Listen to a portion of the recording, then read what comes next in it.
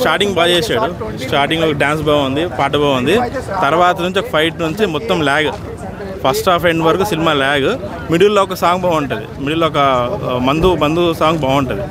Second half start చేస్తాడు, second half కూడా ఏముండదు, అలా లాగుతూ ఉంటాడు సినిమా మొత్తం. మహేష్ బాబు ఒక్కడే సినిమా మొత్తం లాగాడు.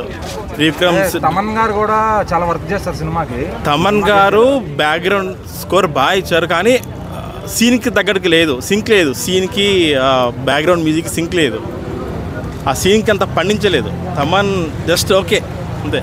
పాటలు బాగున్నాయి, 3 పాటలు బాగున్నాయి. 3 పాటలు డాన్స్ బాగుంటుంది. చాలా రోజుల తర్వాత మహేష్ బాబు గారు మెసేజ్ ఆపేసి మంచి mass film Mahesh Babu message ఆపేశాడు, త్రివిక్రమ్ సినిమానే ఆపేశాడు.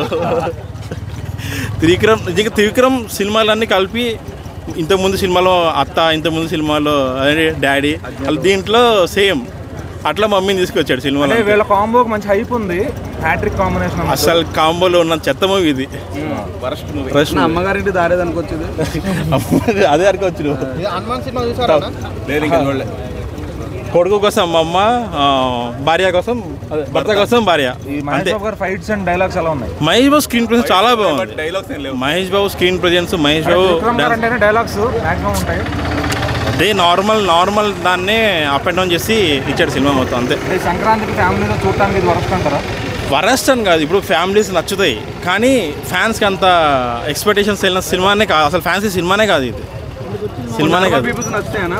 నార్మల్ పీపుల్కి ఓకే చూడొచ్చు. రేటింగ్ 2, 2.5 అంతే, 5కి 5